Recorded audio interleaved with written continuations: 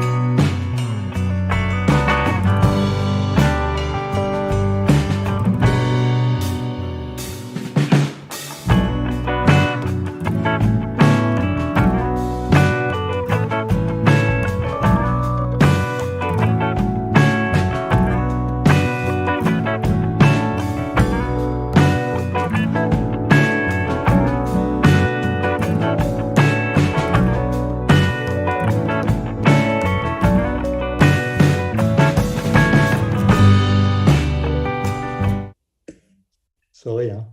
Boa tarde de novo, gente. Desculpa o atraso, a gente teve um probleminha aqui de comunicação no horário, mas isso quer dizer, né, que o nosso palestrante veio lá, está vindo da França, está falando com a gente da França, e é um grande, it's a great honor to have Dr. Olivier with us today, and I really hope that you enjoy the presentations and do good questions for him. The subject is amazing. So I will pass to Professora Eudinete. She's going to present him in Portuguese, which is nice for you. And then Dr. Olivier will give us his lecture.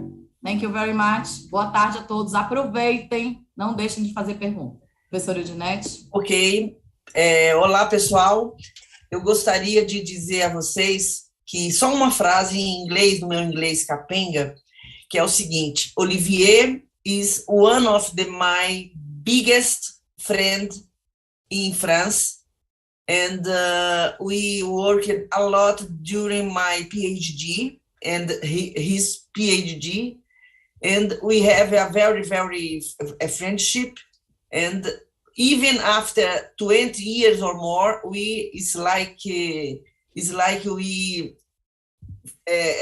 said bye yesterday. We are a little more old, but we are really very friends. So, vou passar para o português para dizer o seguinte. Olivier fez, então, o seu doutorado no laboratório do Dr. Klaus Scherrer, que é um professor emérito, né, da nossa universidade. O Scherrer foi professor orientador e um grande apoiador da pesquisa no Brasil, desde os anos 50, 60, com vários nomes importantes da ciência brasileira que passaram pelo seu laboratório. Pelo seu laboratório passou o professor César Martins de Sá, que é tanto de Olivier quanto meu e de vários outros, uma das pessoas mais importantes cientificamente que a gente teve num determinado momento de nossas vidas. O César nos deixou muito precocemente, mas somos todos grandes filhotes no bom sentido do César. Então, eu vou contar do momento atual para trás, né? O Olivier, desde 99, ele é diretor de pesquisa pelo CNRS. CNRS é como o CNPq brasileiro. Ele fica, né, na Universidade de Montpellier II, na França. Ele fez o seu doutorado por 5 anos, de 92 a 97, em Harvard Medical School, no laboratório de Alfred Goldberg, que é um dos grandes nomes no proteasoma, na caracterização das propriedades proteolíticas do sistema 26S-ubiquitina. Então, ele trabalhou com o The Best naquele momento. De 87 a 92, ele foi durante o seu doutorado, né, que coincidiu com o meu e de outros colegas.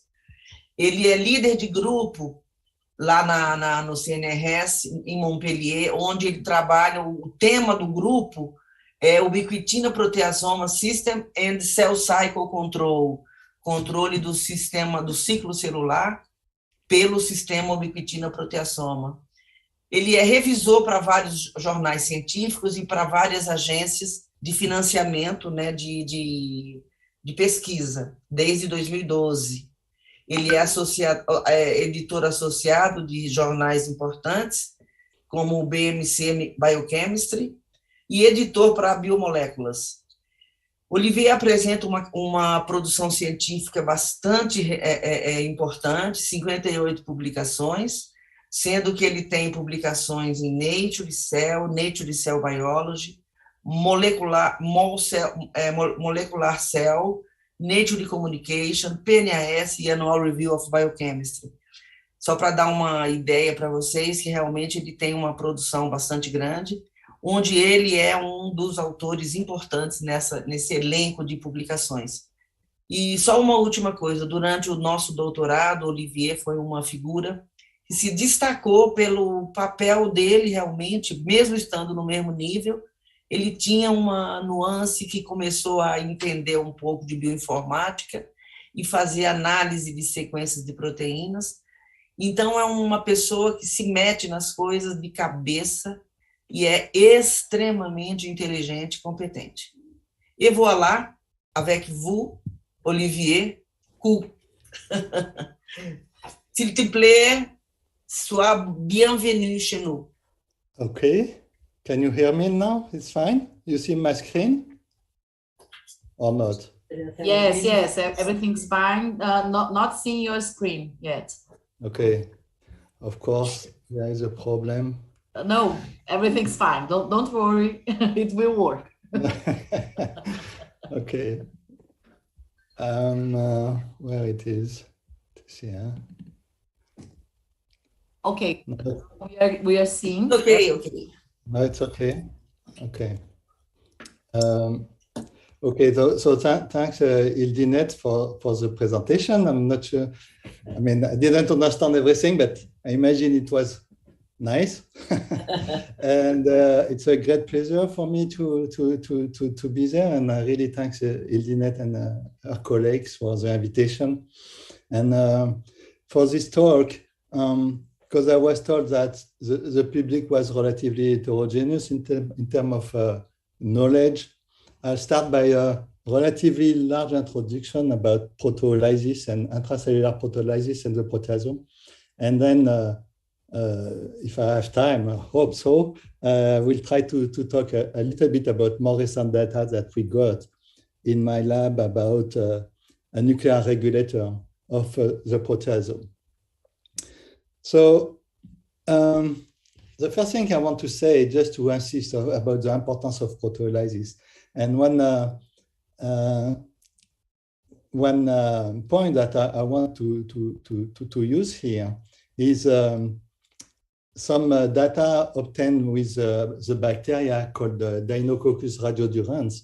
And the information we get from this bug is that basically what is really important for a cell to survive, especially in harsh condition, is to protect the proteome. So the proteome being the ensemble, all the protein together that constitute the cells. So this bacteria, it's a bacteria that can basically resist to extreme conditions called dehydration, vacuum, acid, radiation. So basically you can send it in space and get it back and it will still live.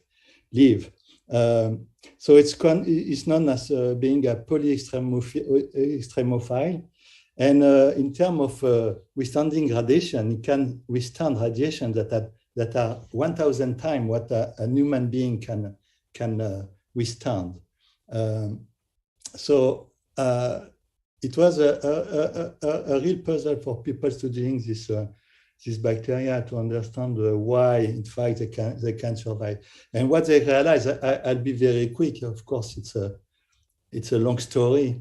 But what they realized is that they had nothing special with their DNA. And basically, with this dose of radiation, like for every other cell, the DNA will be totally in pieces. But in what they were really good, this bacteria, is to protect their protein and then to have a repair system, a DNA repair system that is basically intact even after very high irradiations. Just an illustration of the type of data that allow it to go to this to obtain these conclusions is a comparison of the protein damage measured here by measuring carbonylation of proteins, which is a measure basically of oxidative damage on proteins. And what you can see is that to get the same level of, I'm sorry, maybe I need a pointer here. You can see it, yes. So you can see that radiodurans basically at a level that where already E. coli will die because all the proteins are completely damaged. Basically, radiodurans has still no problem with it. and you will need very much higher doses to get the same level of protein damage. So basically, the secret, at least one of the secrets of this bug to survive the very harsh condition is that they have the capability to completely protect their proteins from oxidative damage. And because the proteins are still working fine, then they can repair the DNA, even if the DNA is in pieces. So I don't want to spend too much time, it's already maybe too much about that, but I just wanted to make the point that, in fact, degrading a protein in a cell, it's a very important process, and it probably, it's actually an essential process. And I will try here to develop a little bit more conceptually why it is important to degrade proteins inside the cells. The first thing is, as I've just shown, is when a protein is abnormal, for example, because during translation it has been misfolded, or because it's a protein of a complex, and in fact it doesn't find its partner, so it's alone, it's supernumerary. As I just showed, if the protein is massively oxidized, for example, or even a little bit oxidized, then it starts to be considered by the cell as being abnormal. If it is cleaved by other proteases, etc., etc. So the cells, they don't want abnormal proteins, because abnormal protein will mean abnormal function, and that will mean disorder, and eventually will kill the cell. So it's very important to discard abnormal protein. Other reason to degrade protein is also in terms of at the organism level to recycle amino acid and get energy, for example. But you probably know also that there is other needs to degrade or at least cleave protein, for example, to mature precursor enzyme of this kind of event. But what I want to insist on is the last aspect, and that this one is really, really important especially in eukaryotic cells, is because proteolysis is a mean to regulate a function. And this type of proteolysis very often is highly regulated, and it's a very important process in which a proteasome plays a particularly important role. It is why I will develop a bit more on that. So the first thing to understand is that if you look at the stability of a protein, of different proteins in the cell, you realize that they are very different. Some protein can be, once they are translated, they can stay for days in a cell, but others, they will just stay minutes. So it's highly protein specific, the time that the protein will live. So basically, the stability of the protein is very often an intrinsic characteristic of the protein in a given environment. And of course, you can see, for example, if I use this the scheme that I made, if you look at a gene, a specific gene that will be transcribed this way, so it goes up first, and you have some regulation, there is less transcription of the gene, and then you stop it. If the protein is stable, the protein made by this gene is stable, then it will be synthesized, and then it will stay for a very long time. So you can do all regulation you want on the transcription. Basically, you have very little effect at the level of the protein, so at the level of the function. Now, if the protein is unstable, meaning it is degraded very rapidly, then you have a totally different type of curve in terms of protein expression, and this curve will follow much tighter the transcription. So here, for an unstable protein, regulation of transcription of the corresponding gene become very efficient and allow to control the intracellular level of the protein very precisely. So in fact, is what we see basically that all the proteins that we call regulatory because they have important function, controlling pathways, stuff like that, usually, or transcription factor, for example, usually are very unstable protein, and it's probably one of the key reasons is to have their level of control at the level of the transcription. Another aspect of proteolysis is that it's a process that really allows to implement kind of irreversible processes.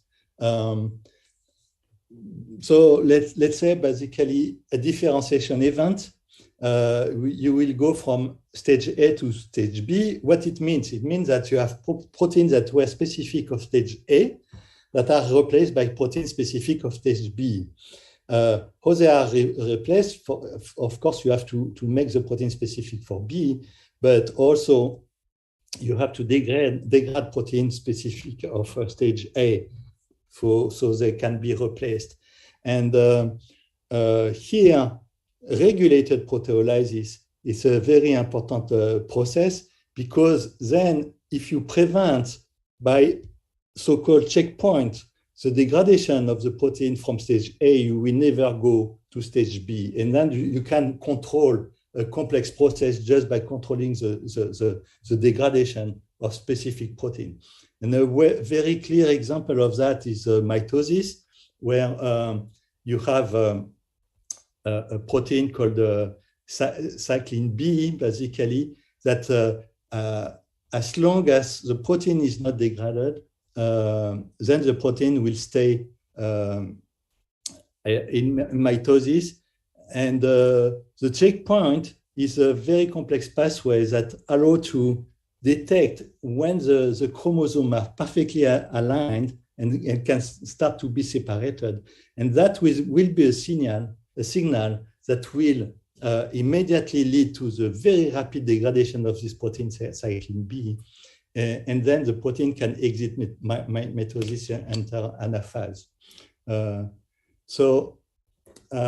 Here we are talking about regulated proteolysis. It means that the protein is stable as long as the signal is not on. When the signal, in this case, is to proceed through mitosis, the light is green, then the protein becomes highly unstable and will be degraded very rapidly. And that is a very common aspect that, in fact, most proteins, they have an intrinsic stability depending on their structure, but then they will be, their stability will also be regulated by other proteins that are able to control whether they will be degraded or not. And I will try to go a little bit further into that, just by making the point here that basically we have two major systems in cells that are able to degrade protein. One is so-called ubiquitin proteasome system, and today I will talk only about that, but of course you probably know that then we have this system of autophagy, also called now autophagy lysosome system, which is a bit different because there is some specificity to it towards certain protein. It's a process that are able to degrade many different molecules, and not only proteins, and also for many of them, I would say maybe less specificity. But for the sake of time, I cannot develop about autophagy today, and I'll continue on the ubiquitin proteasome system. So this system is non-lysosomal, even so there are connections with the autophagy system now, we know that. It's present, it's functioning both in the cytoplasm and in the nucleus, and it's an essential pathway for degradation of intracellular protein. So basically, a karyotic cell cannot live without the ubiquitin proteasome system in good shape. And why it is so important is because it's taking in charge a lot of the degradation of abnormal protein. Because when the proteasome degrades protein, it produces small peptides that are used for the class 1 antigen presentation. So it's also indirectly in proteolysis, it's also indirectly involved into the immune response. And so the ubiquitin proteasome system particularly. But where the system is really important is for this aspect of the control of the adequate level of intracellular protein, as I said before, particularly about regulatory protein. So how does that work?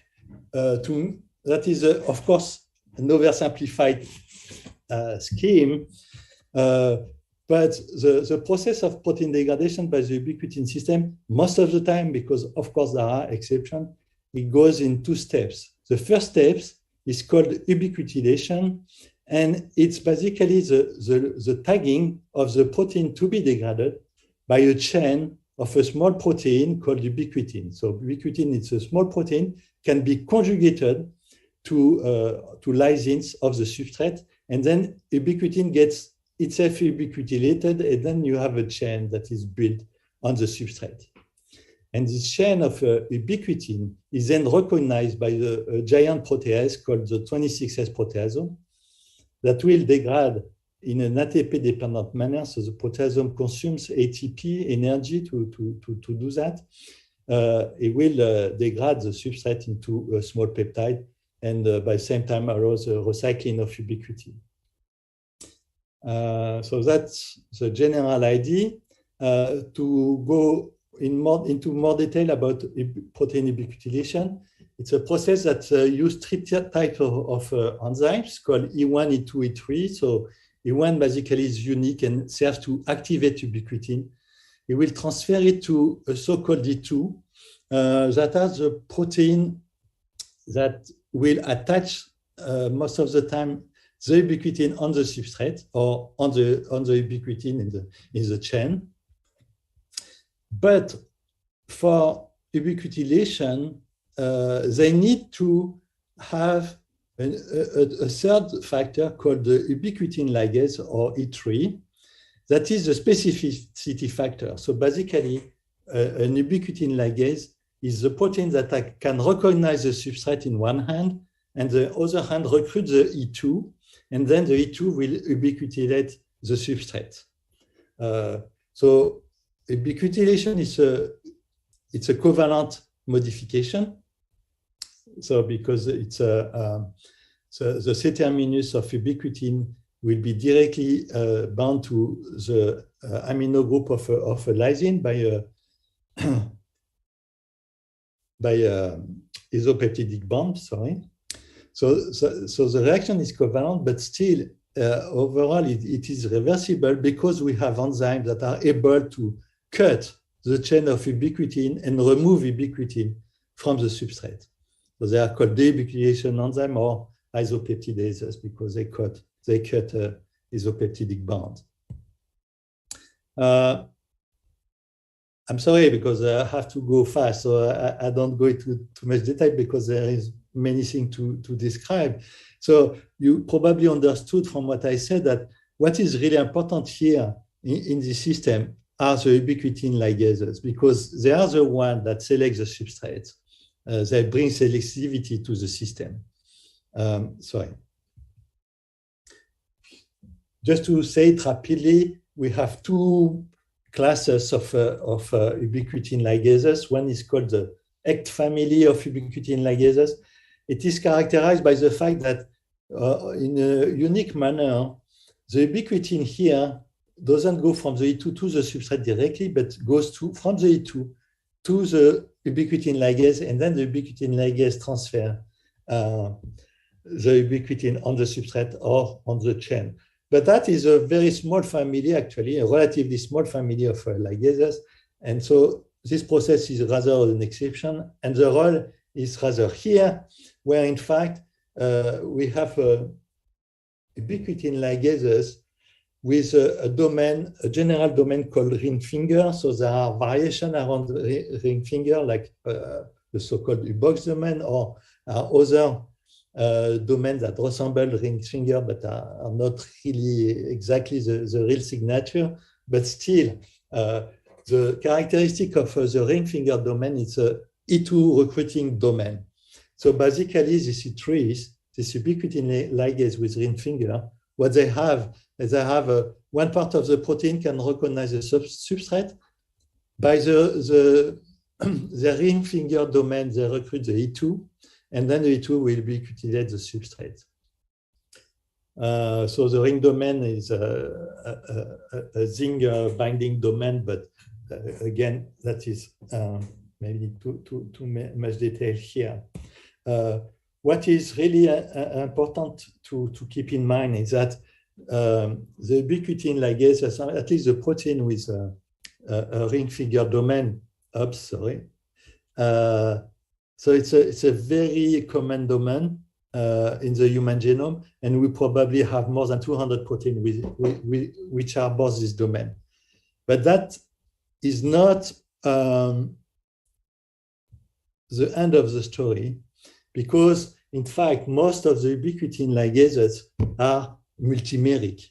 And what you have, in fact, you have an ubiquitin module with the ring finger, basically often based on protein of the family of culin.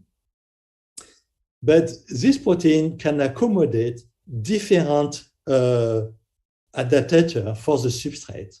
So in fact, with one ring finger protein, you can have, in the case of at least for the cul1 dependent ubiquitin ligase, you can have dozens of different ubiquitin ligases because they recruit different substrate recognition domain.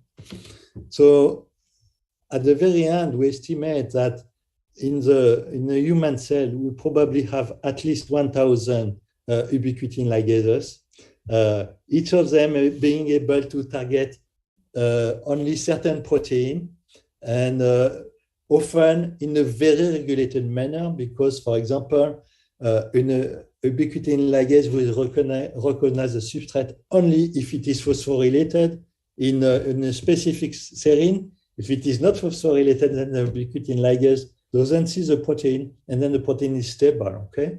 And any kind of modification like that, I talked about phosphorylation, but we have, of course, many other signals that can trigger the recognition by an ubiquitin ligase and then the degradation of the protein.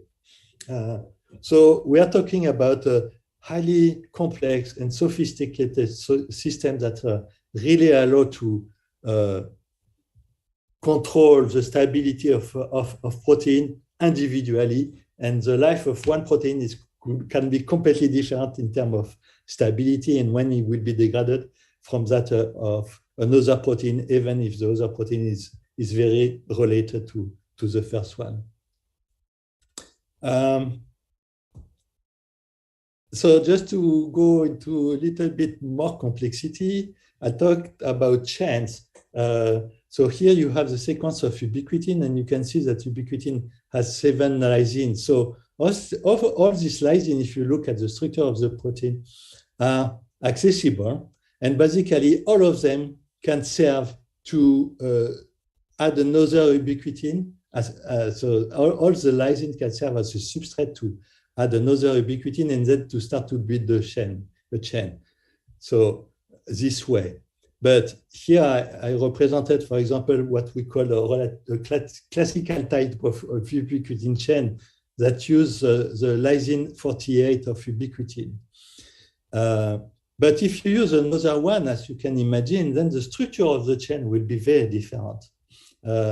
Just to show you some example of that, here you have 2 ubiquitin bound by through lysine 48 of the first ubiquitin, and you can see that the structure is relatively compact. And in fact, when you make chain like that, it's like you have a big ball of 4 ubiquitin, and that is the signal. By contrast, if you use the lysine 63 of the first ubiquitin, then you have a very elongated type of chain.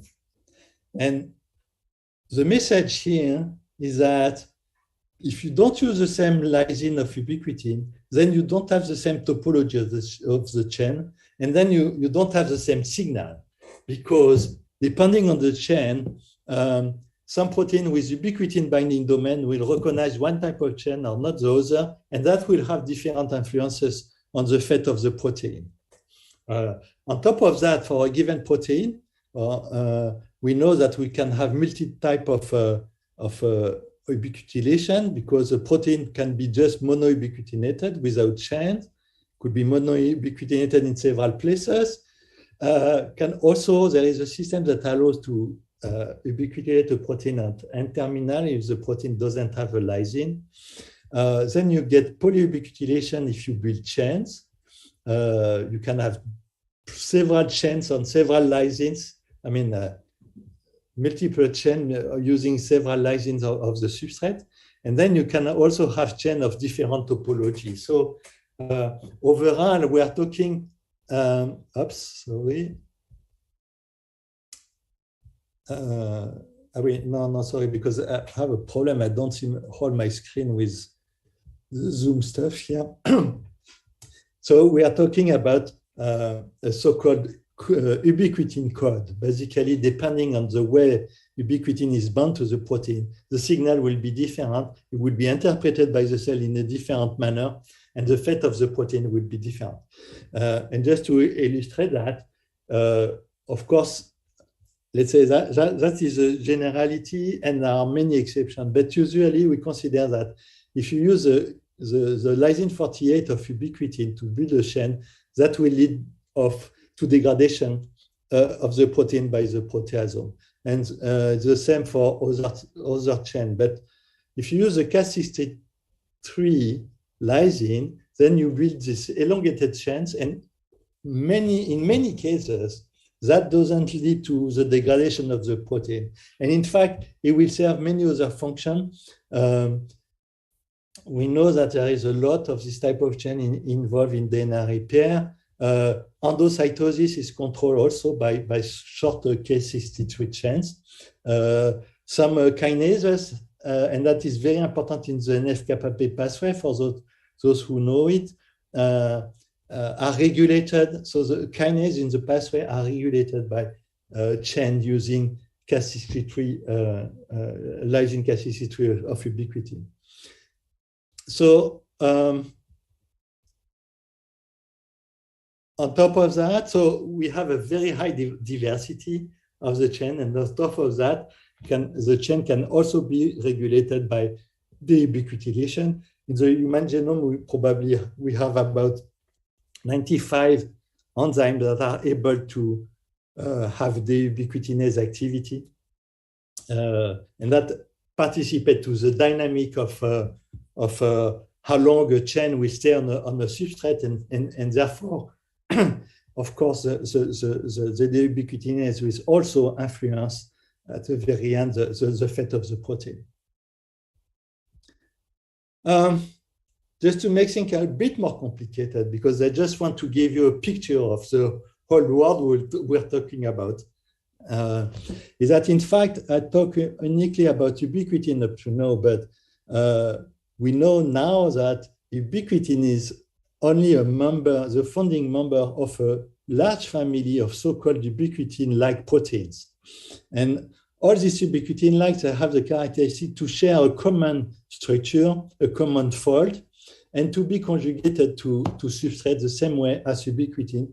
And most of them use a system where basically you have an E1, you have E2, and most of them, they have E3, even so for the ubiquitin-like protein that are, I mean, they usually use very little, a very small number of E3, contrary to ubiquitin, where, as I said, we have probably 1,000 different ubiquitin ligases. So the number is reduced for the ubiquitin-like, but basically the system coexists with ubiquitin, and even more, they can interfere with ubiquitin because they can compete for the occupation of the lysines.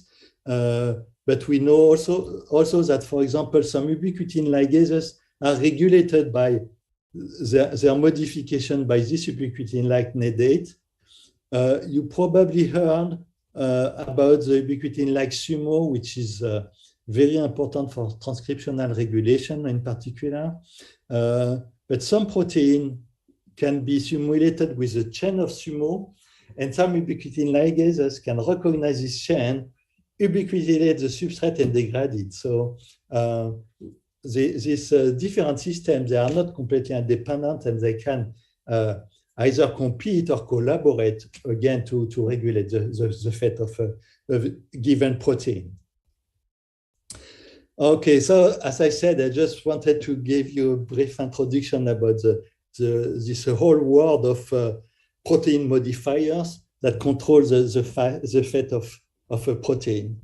Now we'll concentrate on what happened next. And as I said, it depends of the ubiquitin chain, because depending on the chain and different other parameters will be recognized by different ubiquitin binding protein. But if the chain is a nice, let's say, K48 chain using the lysine K48 of the ubiquitin, then this protein will be recognized and degraded by the proteasome. And I want to present you now a bit more about the proteasome itself. The core of the proteasome is so-called the 20S proteasome, and it's basically a hollow cylinder made by 28 different subunits. So it's symmetrical, so we have twice 14 subunits, whatever. But what is important is it's a cylinder, and if you do look in the middle of it, you can see that inside you have cavities. And what is really important here is that the catalytic site able to degrade the proteins are in fact in the most internal cavity. So it's a very important feature of the proteasome. That the active site are not free to attack any protein, because in fact they are buried inside a cavity. And the whole mechanism of action of the proteasome and the ubiquitin proteasome system in general is that to be degraded, the substrate, they have to enter the proteasome, and here you need an active system to do that. So the mechanisms of proteolysis by the proteasome is a very specific one. It's different from classical proteases, but we can recognize 3 different types of active sites that we call the caspase-like, trypsin-like, and chymotrypsin-like, because basically they don't cut after the same type of amino acids. And since the proteasome is symmetrical, in fact, we have six sites inside this cavity, 6 sites able to cut a peptidic bond, okay? So what is the simple notion, because of course we can always make the story very much more complicated, but the simple scheme that you need to keep in mind is that the proteasome, the 20S proteasome alone, is basically an hollow cylinder with activity inside, and on top of that, it is closed. So the substrate, basically, most of the substrate, let's say, they cannot enter the 20S proteasome alone. In fact, it's a model of so-called compartmentalized protease. The proteolytic sites are able to degrade any protein, so they are very dangerous, but they are not accessible. And the substrate has to be brought to the proteasome, and it's not the proteasome, the 20S proteasome alone, that is able to decide whether it will degrade a protein or not. You need upstream signals that decide that this protein will be injected into the 20S proteasome. Of course, when I say all of that, it's schematic, it's a simplification. Of course, life is always more complicated, but that is basically still the basic mechanism of action of the proteasome, okay? So how does it work? It works because it has regulators. And in fact, if you look inside a cell, eukaryotic cells, you don't have one proteasome, but you have, say, a family of proteasomes. What they have in common is what I just presented, the 20S proteasome. So the 20S proteasome is basically the protease that is shared by all these complexes. But these complexes, they differ by the regulator that are binding to the 20S and providing him the substrate and doing many things that will activate the proteasome and allow it to degrade the protein. So again, because that is, I cannot go into too many details, so I try to give you a general picture. But to make it simple, we will say that what degrades the ubiquitinated protein I was talking about is the so-called 26S proteasome made by association of the 20S proteasome with this super complex here called super regulatory complex called the 19S complex.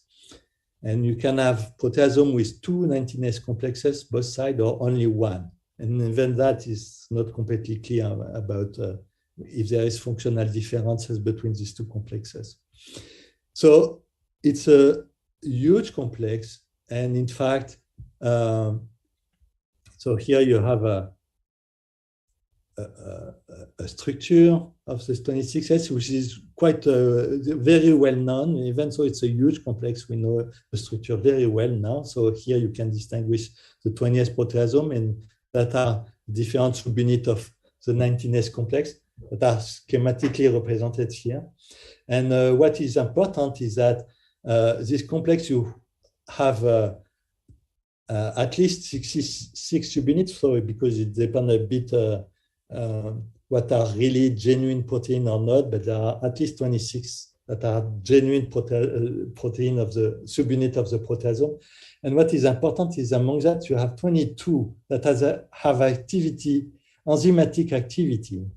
So this guy is what we call a molecular machine, okay? It's not a simple protease that will cleave a protein. It's a real machine that functions by coupling several different enzymatic activity that overall will allow first to bind the substrate through the ubiquitin chain, then to cut the chain to remove ubiquitin and recycle ubiquitin.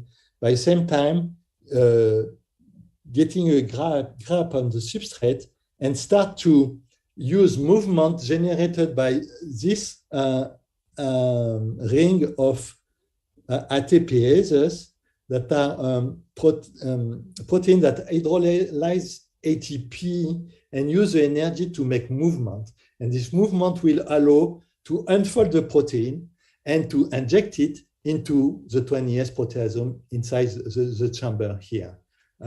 So it's a real complex machinery. And even so, it's a more complex form of the proteasome. We basically understood very well how it works now. I just want to show you, because that helped to make everything shorter, a movie that has been made to illustrate some of what we know about the functioning of the proteasome. And here the description is, I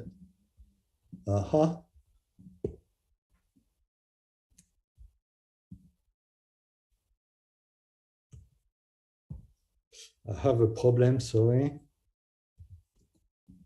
Okay, I'll do like that. So here you can see the 19S complex that come and bind to the 20S.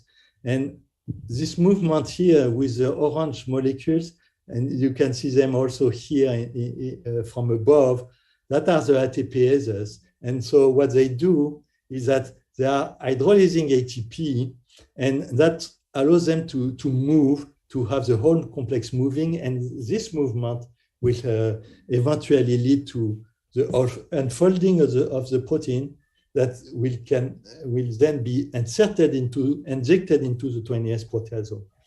And of course, a folded protein could not enter into the proteasome because the pore of the proteasome that is open when the complex is binding, the regulatory complex is binding, is too small to accommodate a folded protein. You need a protein that is linearized, and that is done by this ATPases with this scheme that I just show you.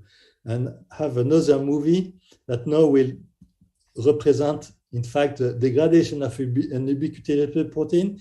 Here you have the 19S complex. Here you have a substrate in green with the ubiquitin chain in orange.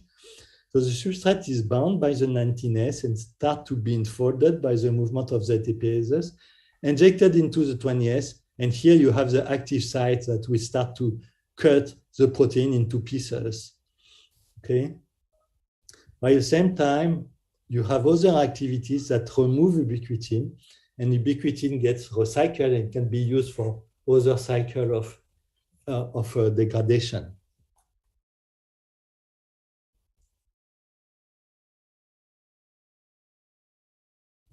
Beautiful. It's a bit long. We are close to the end. Beautiful, beautiful. Beautiful. All right. So now the protein is basically in pieces. The proteasome has done its work. Okay. So again, I make it very short. I'm a little bit sorry if it is too fast for some of you. Now I would like to shift to another regulator that is called PA28gamma and talk about some recent results that we got in the lab. So here we are talking about different regulators because they are simpler. They don't have all these enzymatic activities that the 19S has. And these regulators are probably not directly involved in the degradation of ubiquitinated protein. In fact, we believe that PA28gamma in particular is specialized in the degradation of small proteins that are already unfolded. And for, again, I'm not sure who knows what among the public, but we have now this concept of proteins that are intrinsically unstructured, or at least domain of proteins that are not structured. And in fact, it's believed that they are very important in biology. And it's very likely that PA28gamma, among all these functions, is specialized into the degradation of this type of protein. So independently of the ubiquitin system. Prion-like, Olivier? I'm sorry? Prion-like? Prion, the unfolded protein? Yeah, absolutely. Yeah, there are connections with prion protein, with liquid phase separation, all of that, yes. It's something I'd like to explore now, actually, but it's a different story. Okay, so in fact, PA28, we have three proteins of the same family called alpha, beta, gamma. And they form two complexes. One is called alpha, beta, and the other gamma. And in fact, they are quite different. It's very clear from the phylogeny that gamma is the closest to the ancestor, and alpha, beta is a recent duplication, which basically appeared at the same in evolution at the same time of the MHC system. And as a matter of fact, PA28 alpha beta, which is mainly cytoplasmic, is really linked to the immune system and antigen presentation system. Okay, so there is a strong link between PA28 alpha beta and the MHC presentation. But PA28gamma was here in evolution much earlier. In fact, PA28gamma, like most of the regulator of the proteasome, it was already present in very early eukaryote. Basically, is the last common eukaryotic ancestor already had PA28gamma, or the ancestor of PA28gamma. So PA28gamma is supporting very different function, and alpha beta has to be considered as a very recent evolution, and so probably acquire specific function.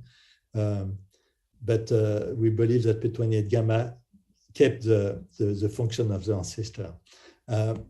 So basically, PA28gamma is made by one subunit. So the complex PA28gamma is made by one subunit, the PA28gamma subunit. It's also, this complex is also called reg or 11S regulator. So I use PA28gamma. And the subunit assembled into a homoheptamer and basically making a cone-like structure, okay? This protein is nuclear. It's present, as I said, very early in evolution. Still, it has been lost by some kingdom.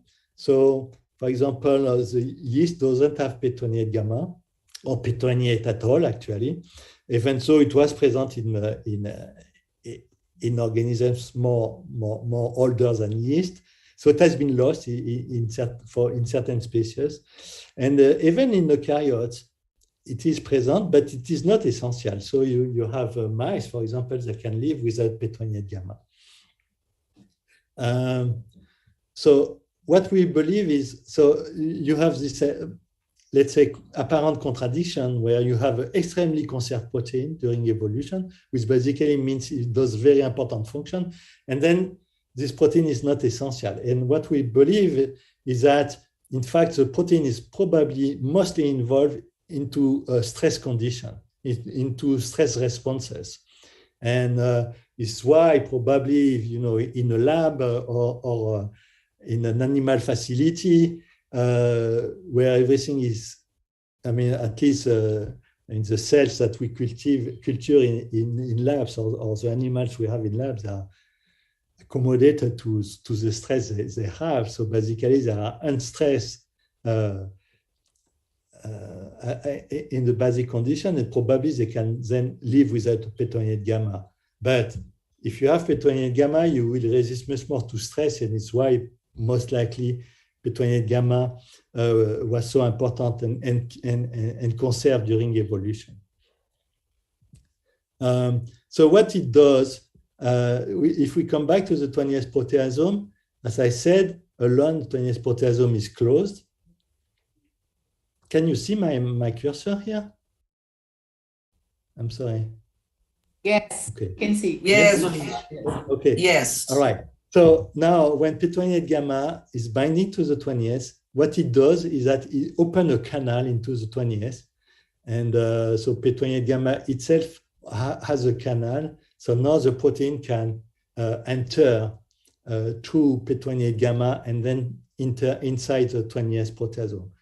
So it's basically the only thing we know about what it does on the proteasome. We are convinced that it's not only opening the canal, because in this model, it will just allow unfolded protein to passively go to the proteasome. And we don't believe that it is so simple. And there are certainly regulations in which PA28gamma is involved, specifically in the recognition of the substrate. But all of that at the moment is absolutely not clear. So we need to work on that. And it's a relatively fascinating aspect mechanistically to understand how a complex that looks inert like that can still be involved in the selection of specific substrates. And also allow them to enter the proteasome. But so we don't know mechanistically exactly how it works, but we know that in cell and animals, it does many things. Again, I will have to go a bit fast because otherwise I will take 4 hours. But we know by different experiments that it is involved in the regulation of cell proliferation.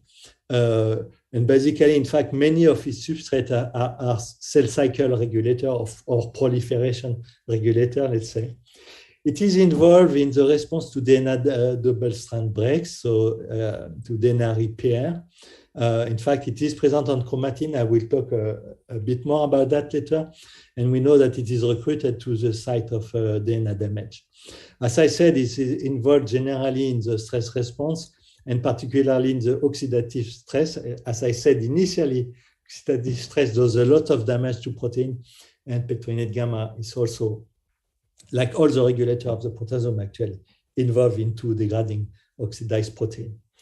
And because of this function in stress, in fact, it is important in many cancers, probably because it allows cancerous cells to resist to the stress, to not go into apoptosis when things go abnormal, etc. And in fact, PA28gamma in most cancer is helping the cancer to develop.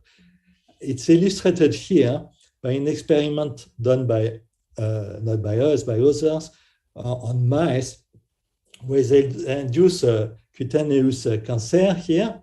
you can see that a normal mice, so reg is P28gamma. So P28gamma plus mice will develop these tumors.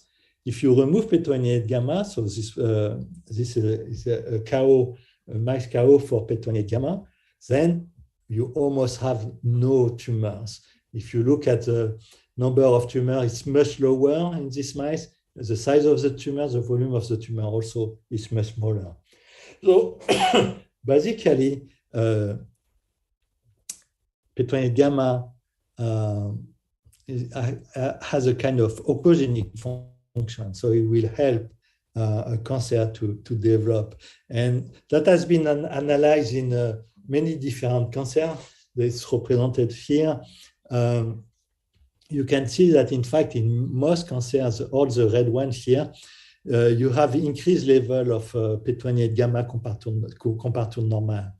And in most of them, also, most of the red one, so now it's the red name, when you have this overexpression of P28gamma, it's a very bad prognosis in terms of cancer progression.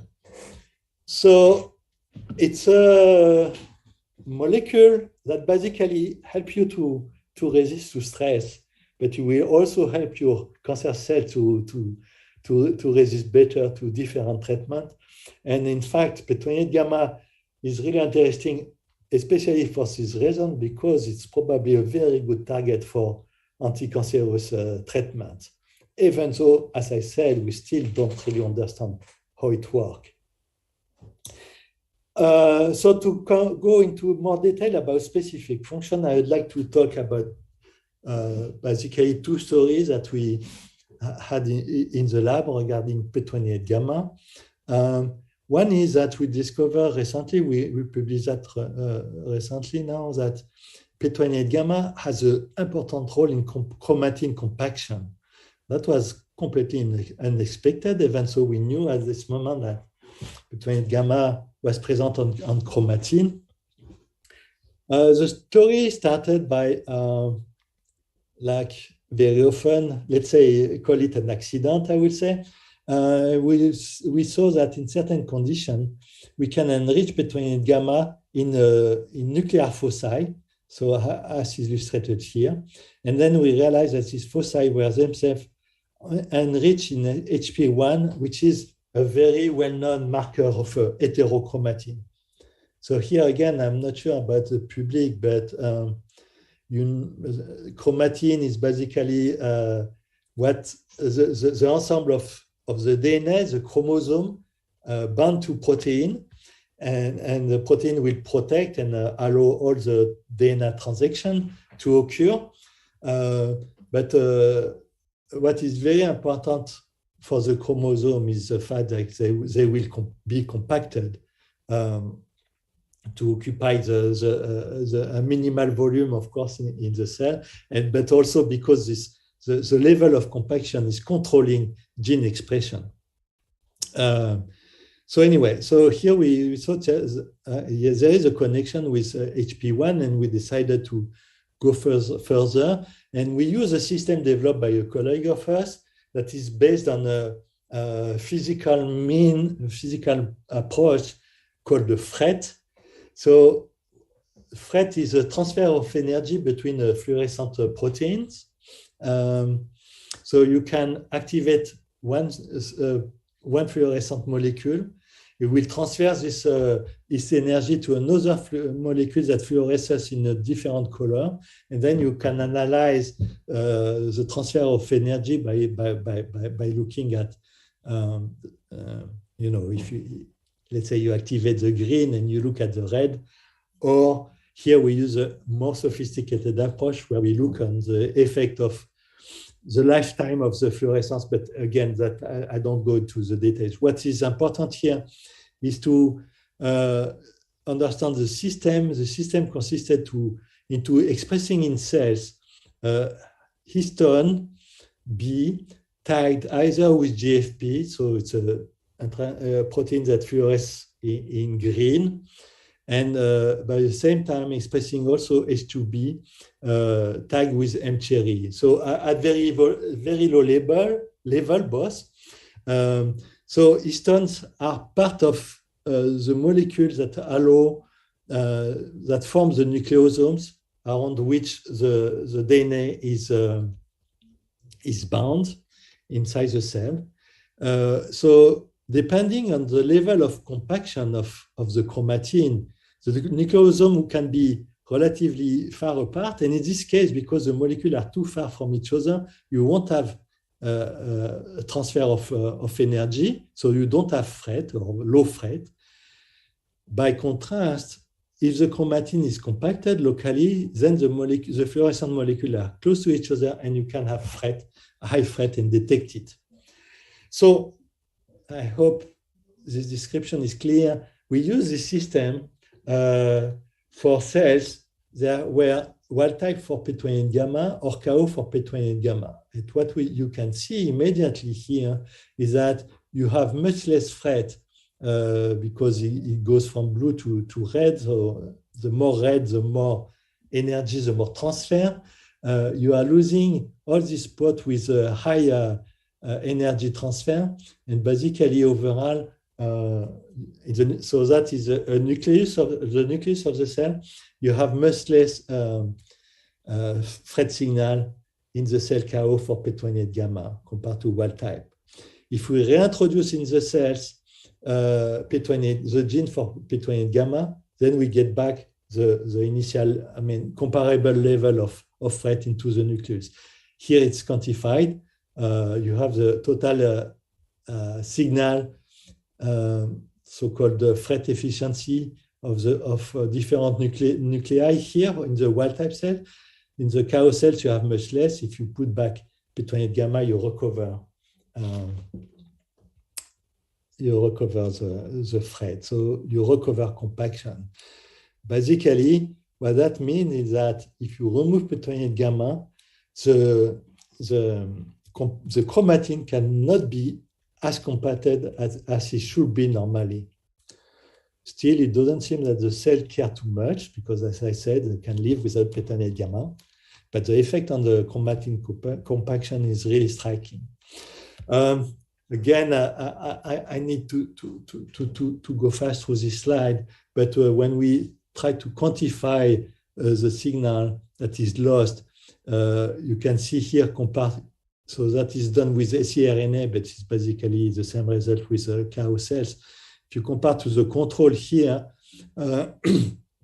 what we lose, so the control will be the blue line. P28 gamma KO cells are the black line. And you can see that what we are losing is the high fret signal that you can see here in particular with this red signal is definitely where we lose a lot of the signal. And that is amazingly comparable to what we get when we remove HP1 beta, which is considered as being central for combating compaction. In fact, the effect is stronger with when you remove P28 gamma than when you remove HP1. But there are different isoforms of HP1, so it's probably wise by removing only HP1 beta, as here, the effect is only partial. So again, because I cannot go into too many details for the sake of time, but also because the story could get very complex. The message I want to carry out here is that surprisingly, we found that P28 gamma was as essential as HP1 beta for chromatin compaction, for the high level of chromatin compaction. So it's definitely playing a role in the same pathway as HPN beta, and so particularly in so-called heterochromatin compaction. But we also found P28 gamma in losses that are not heterochromatin. So we don't believe that it does only that, but it seems to be particularly important for the full compaction of heterochromatin. I want to shift to another matter illustrating the important function of P28 gamma. is its relation to different nuclear bodies. So here we I want to insist on the fact that the nucleus of an eukaryotic cell is highly organized. In fact, you have specific area for specific domains that are spatially organized for the chromatin, for example. But on top of that, you have different structure, usually called the bodies in a generic term. Then they have, depending on what they contain, more specific terms, where they are enriched in specific protein, these bodies, and they are involved into specific function. So among them, what is well known is the nucleolus, where you notably have the transcription of the gene from ribosomal RNAs. You have the nuclear speckle, chiral bodies, and PML bodies, and we'll talk a bit more about that. One thing, we found a connection between PA28 gamma and nuclear speckles. So basically, nuclear speckles are area enriched into splicing factors, and it's believed that they serve as a platform for factor involved into the splicing to be modified by different, and so regulated by different kinases that are also present in the speckle. So it's a platform where splicing protein enter, gets modified, exit, etc. And that is important for the fine regulation of the splicing into the cell. So what we saw is that when we remove PA28 gamma, at the time it was with siRNA, then we have a big change of the structure of the nuclear speckle. Here they are visualized with a specific protein, which is considered as being a marker of the nuclear speckle. And you can see that when you don't have PA28 gamma, then you start having problems. And if we reconstruct the speckle network into one nucleus, you can definitely see that the structure are now much more connected, larger, and there is a problem with the dynamic now of the nuclear speckles. Again, we have more data, but I just want to present this notion that here we have an example of nuclear body controlled by PA28 gamma. And in fact, other nuclear bodies also have been shown to be controlled by PA28 gamma. One type are the chiral bodies. So the chiral bodies, they are involved into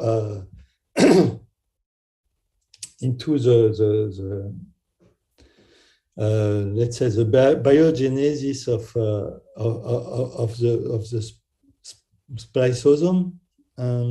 If I'm not mistaken, now I'm lost about that. But anyway, yes, they are important for again, things related to post-transcriptional events, splicing, etc. And again, it was shown by others that PA28 gamma regulates the chiral body integrity, because if you treat cells, for example, with UVC, you will induce a fragmentation of the chiral bodies. And it was shown by this paper that PA28 gamma is required for this fragmentation. And in fact, if you just overexpress PA28 gamma, you will induce a fragmentation. If you knock down PA28 gamma, you will reduce the fragmentation. And we sort of continue onto this topic of looking at the connection between PA28 gamma and chiral bodies, because we were studying an interactor of PA28 gamma, and we found through this work that, in fact, PA28 gamma is directly interacting with choline, which is one of the markers of the structural protein, I would say, of the chiral bodies. So PA28 gamma directly interact with choline. And this regulator that we found was able to regulate the interaction of PA28 gamma with choline. So the regulator, we called it PIP30. And that through this interactor, we could also manipulate chiral body integrity in a PA28 gamma manner. So that is a second type of body where clearly PA28 gamma is playing a role in the control of the dynamic of the body. And the story doesn't stop here, because now I will talk about a third type of bodies called the PML bodies. So here is not our work, but it has been shown by others that these bodies that are characterized by the presence of the protein PML and are very important sites for SUMOylation, so modification by SUMO, an ubiquitin-like protein I talked about before. Here it was shown that PA28 gamma interact with PMLs and can accumulate into these bodies. And if we have a deficiency PA28 gamma, then we have more PML bodies. And again, that somehow can be manipulated, this time by the level of this ubiquitin-like SUMO, highlighting again a connection between the proteasome and let's say the ubiquitin proteasome system, and also the ubiquitin-like systems like SUMO. So what exactly PA28 gamma does into PML bodies, as in fact in the other body I talk about, we still don't know exactly mechanistically. We believe that it probably helped to degrade proteins that are important for the regulation of these bodies. But we have no clear insight into all of that. And it's a very interesting point, because now in the literature that can be connected. I mean, this type of body are probably controlled by so-called liquid-liquid fast transition. And we know that SUMOylation is involved into that. We know that PA28 gamma most likely is involved into that. And at the moment would be my favorite interpretation that it's through regulating liquid-liquid fast transition that PA28 gamma is so important for all these events inside the nucleus. Because what I talk about, chromatin complexion, nuclear bodies, and dynamic of the nuclear bodies, all of that now people are linking that to liquid-liquid fast transition, and I think would be a very exciting way of research to understand what PA28 gamma does into that. So I'm sorry, I probably have been very long. I will stop here. I hope it was clear and interesting. I want to thank here, of course, the people from my lab, Véronique Baldin, Catherine Banandrea, Séverine Boulon, Didier Fesquet, Christina Vigano, and Francisca Mechali, who were all involved into this work I described particularly about PA28 gamma and chromatin. Of course, our collaborator, David Lieres and Robert Fell, who provide us with the film thread system to look at chromatin complexion, and other people around that help us to do our work. And I will stop here, and I will be happy to answer questions. Thank you very much. It was very interesting, at least for me that does not follow this literature. It was intriguing. You have proteasome subunity with some kind of important, maybe, role in gene expression, because if you turn on or off chromatin, heterochromatin to euchromatin, you were talking about gene expression, yep, mainly. Sure. Yeah. And thinking about this, do you have an idea in terms of transcriptome, for example, these mutants, this knockout of pH, what's the difference between gene expression on those cells if you compare in transcriptome, for example? So we have done that. But what we did at the time, where we only look at the coding sequences, it was a true Affymetrix chip, and we only look at the coding sequences. And in fact, what happened is that nothing changed. It was really amazing. Basically, the transcriptome, there is no change. Even so, you have this huge chance of chromatin compaction. So we do believe that the problem is that using only the coding sequence, we probably missed all the no coding RNAs. We missed them definitely, and it's probably there that there are probably important changes at this level actually, especially when you start to open heterochromatin, etc. So I guess we didn't do at the time the right experiment. We should do it, of course, now by sequencing all RNAs by RNA-seq. But so for different reasons, we are not really pursuing this project now. So basically, it's something we should have done. We haven't done it. And cannot answer to your question. But contrary to what I guess you were expecting. Yes, yes, I'm very surprised. Yeah, it's very surprising. Then the transcriptome was basically no change. And proteomics. Do you see anything in terms of proteomics? Do you see any difference? No, or no? If you think about... of course, we saw differences, whether that is directly related to the degradation of the proteins or not. At the moment, we don't know. Eugenia, do you have a question?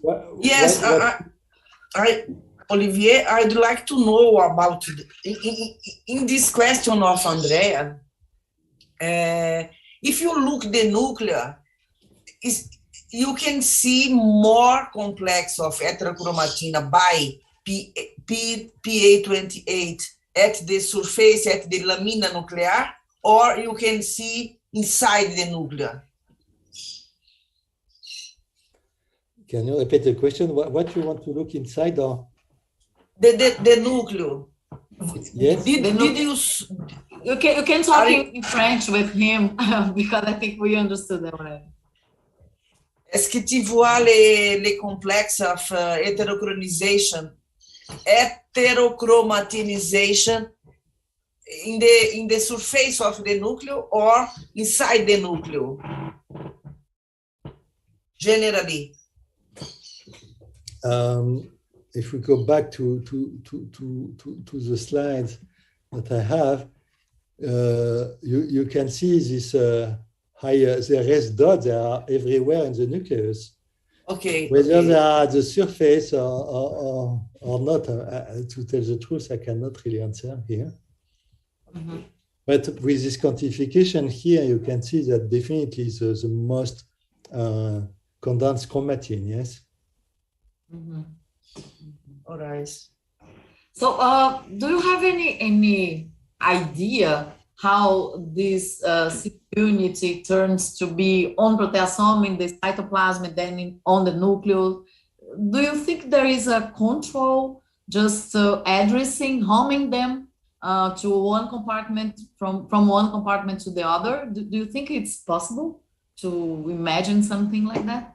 Because proteasome is cytoplasmatic, and then you are just showing us a nuclear function. So I think that this traffic may be important to these different roles at all. Do you think this or not? Or no, I mean, we know, we know the proteasome is not only cytoplasmic, it's present in the nucleus, definitely.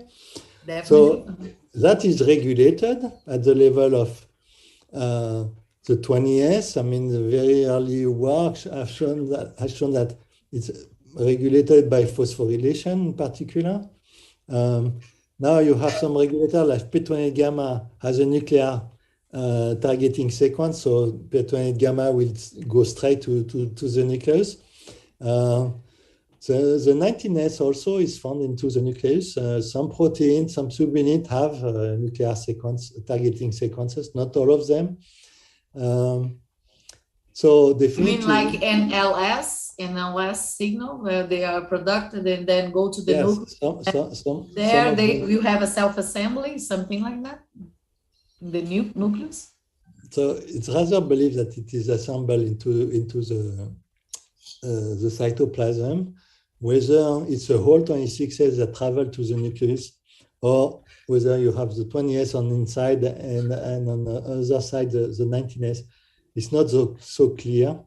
It has been studied a bit in yeast, but in fact it's different in yeast because I mean, the mechanism of transport to the nucleus is quite different, in fact, actually, for the 26S. So at the moment, yes, we can only say that in any case it's present. It's very often even more concentrated into the nucleus than in the cytoplasm. That depends on the cell type. So there are variations. And so that is also regulatable. But not, I mean, to my knowledge, it cannot be 100%. I mean, I never heard about any regulation that will block all the proteasome into the cytoplasm, for example. But you can modulate how much proteasome you will have in the cytoplasm versus the nucleus. Do you have another question, Eugenetti? I'd like to know about some of the role that you explain for the PA28 in the nucleus is independent of 20S proteasome. Is only the eptameric structure or monomeric subunity, in your opinion? So we can produce it in bacteria, and it will immediately assemble into heptamer. Okay. So in fact, if you do a cell lysate and you look at whether you have monomers, there is very little, if there is any, okay? So it's hard to quantify, and when you break open the cell, of course, you do some damage. So you can see some, but it's very little. So we believe that most of it is working as an heptamer. Okay. Very difficult to prove it 100%, yes, but it is independent from 19S proteasome. It acts as heptamer acts alone or not. I'm asking. So that is much less clear. How to say it? If you talk to a believer like me, a proteasome believer, I will say that it certainly doesn't work without the proteasome, or it will be the exception. And the reason to believe that is that I mean, this guy is really just meant to interact with the proteasome. It is very connected in terms of biology, in terms of evolution. I mean, many things make a very strong connection with the proteasome. Now, that is religion, I have to admit, because maybe it's not true. And in fact, in the literature, including in our paper, we have data that suggest that some function could be independent of the proteasome. And how that, the problem is the limit of this experiment. How it is done. We know that in vitro, to get a stable interaction between the P28gamma and the 20S, you need the C-terminal part of P28gamma that are free, basically, and will insert into pockets into the 20S. So this ether is very important for a stable interaction. If you remove it, so you use a mutant without, you delete a few amino acids at the C-terminal, they cannot bind stably to the 20S. Up to now, to look at whether a function was 20S dependent, what the people did is just to overexpress a subunit without the CTR. And they found that it was not affecting the function, so they concluded, okay, it's 20S independent. The major objection with that was that we have an heptamer, and that if you only have a few subunits in the heptamer that doesn't have the C-terminus, it's not clear that at the end you will really prevent the binding, because we also have reason to believe that it's not all the CTR that are inserted at the same time into the 20S. So these conclusions were kind of weak. What we did was much stronger, but still I have objection, because we use the cow cells. So here there is no wild type now, and we just express to normal level a mutant that is deleted at the CTR. And for example, for the chromatin compaction, we can recover chromatin compaction with this mutant. So the people in my lab were, oh, so it's proteasome independent. But no, but it's like the football and the champions. The whole problem here, I don't want to spend too much time about that, but is this CTR is important for a strong binding that can resist to a co-IP, for example. But I've done a lot of biochemistry with PA28gamma, and I have many arguments to believe that you don't need a strong binding to get an effect on the 20S. And in fact, of course, I didn't show all the data here, but on the chromatin, we know that the 20S is here. We can see, we were not able to see a direct interaction between PA28gamma and HP1 beta, but we could see that they were very close by doing proximity ligation assay. And if you do that with 20S, it's also there. We can see interaction between 20S and PA28gamma, between 20S and HP1 beta. So they are all here. And so, well, yes, in my opinion, probably the effects are not the same, but PA28gamma, even without stable binding, can probably still do a lot of things to the proteasome.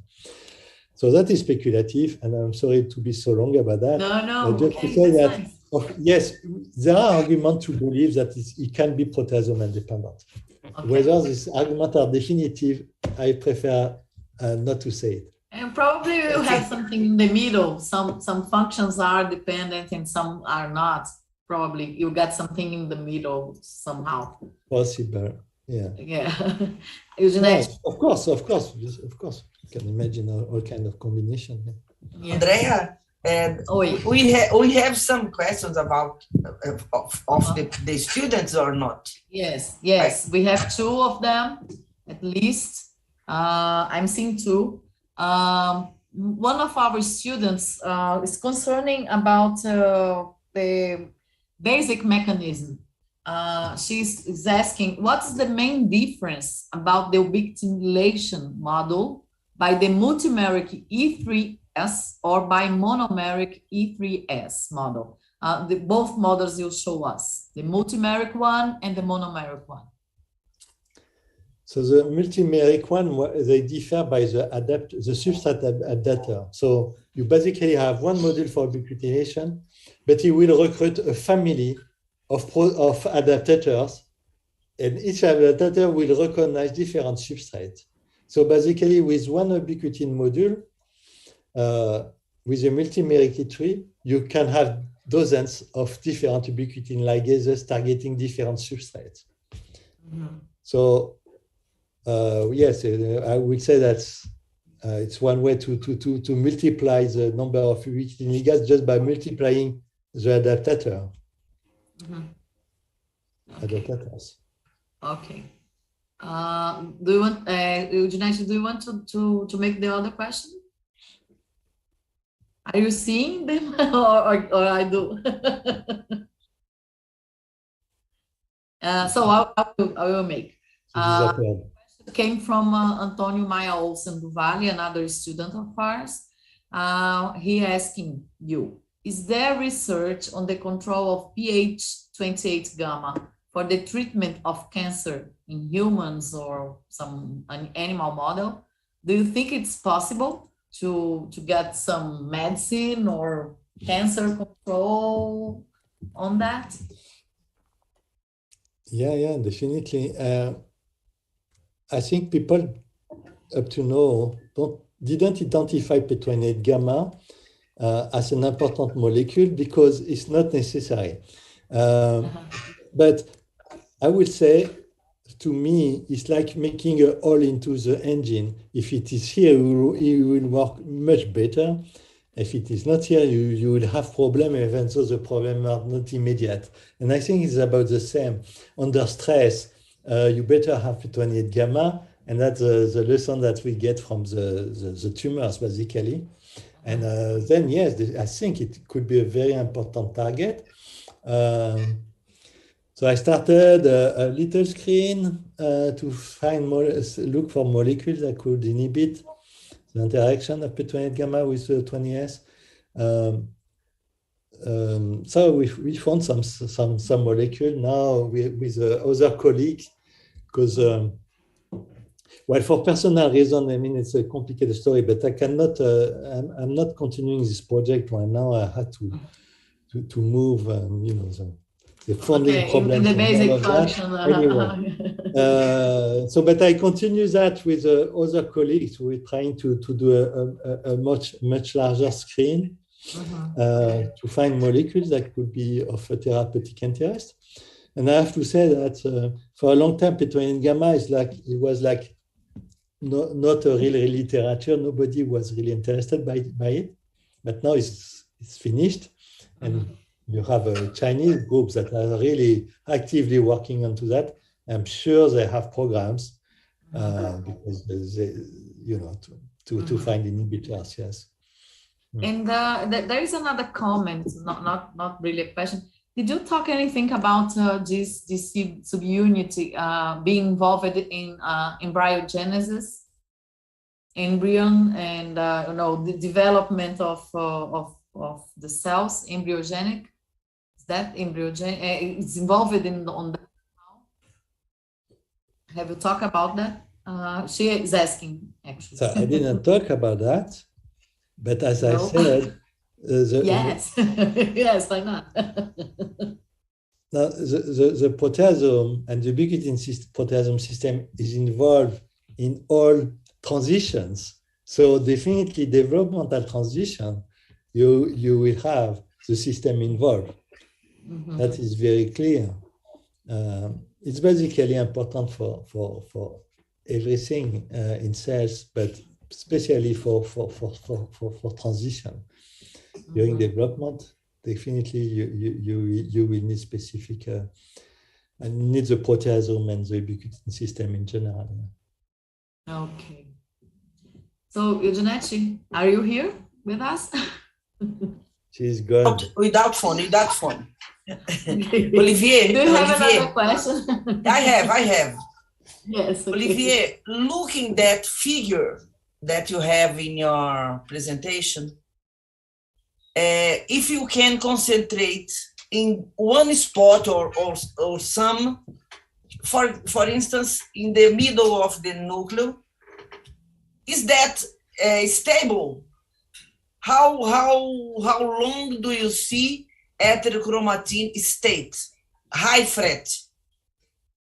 Or this is really dynamic, change every second? I don't know how to ask you. Understood my question? The question, I mean, it's a good question. I don't know the answer. I didn't do the experiment myself. No, it's a good point. I don't know. Yeah, that's a problem of being the boss. In fact, you don't do the experiment yourself. No, it's a good point. I have no idea. I can ask and answer you later, but right now it's I don't know. Good point. Because even if you use a chip of some coding transcript sequence, I ask maybe. And this is okay for the proteasome believers like me. Both.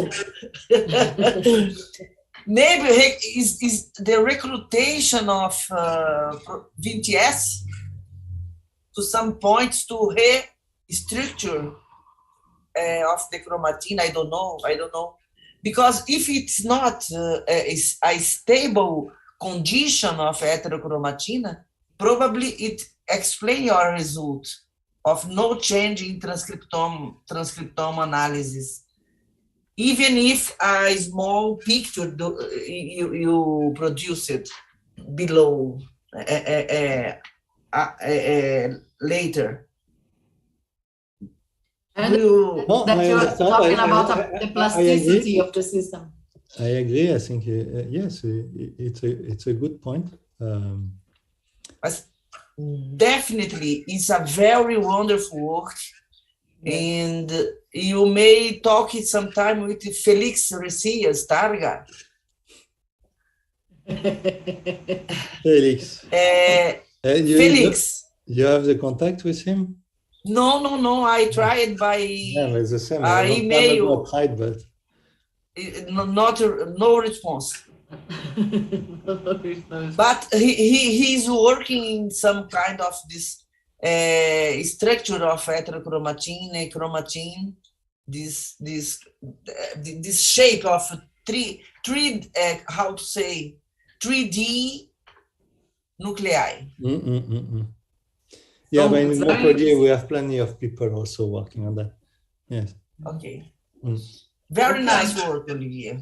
Very nice work. Thank you again for staying with us in the correct time. How long was I? Hey, next time, please check the décalage horaire. The last because I will send you back your email. I'm sure you wrote 10 p.m. Huh? Yeah. In the email. And no problem. Like 6 hours. No. I saw it. I saw the email where I said 10 o'clock chez toi. Okay. Yes, you're not crazy. You're right. I am the crazy one, as usually. He knows that. Yeah, I should have known that and verify. Yes, but I thought 6 hours were fine. I mean, it doesn't look aberrant, so I didn't double check. Well, at least it gave me an excuse for an unprepared talk. I hope. I mean, I'm sorry for that. I hope it was not too bad. It was understandable. It was very nice, very intriguing. Yes. I'm thinking about it.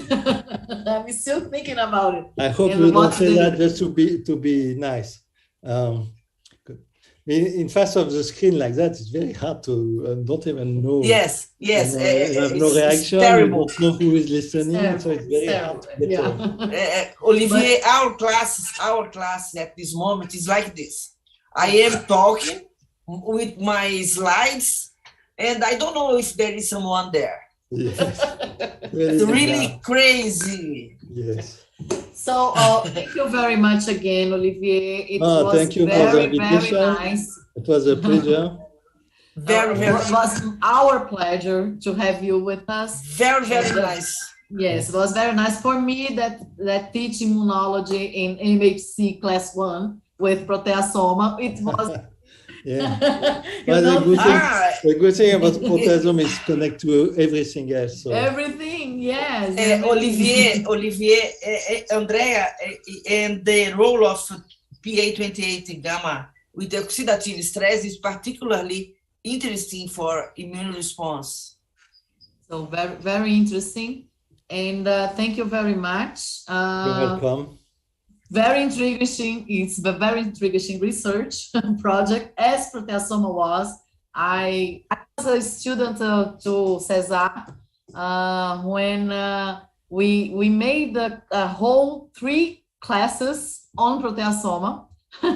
And by that time, it was being discovering proteasome and the MHC class 1 and blah, blah, blah. And it's nice to see like 30 years later how it's nuclear, for example. Nice. For example. Very nice. So thank you very much for everything. Look, Okay. it was really my pleasure. Bye, Olivier. Sorry for this decalage of my. No problem. Sorry. Thank you. Boa tarde. Thank you, Olivier. Obrigada por estar aqui com a gente. Tchau. Grosso bis atuais.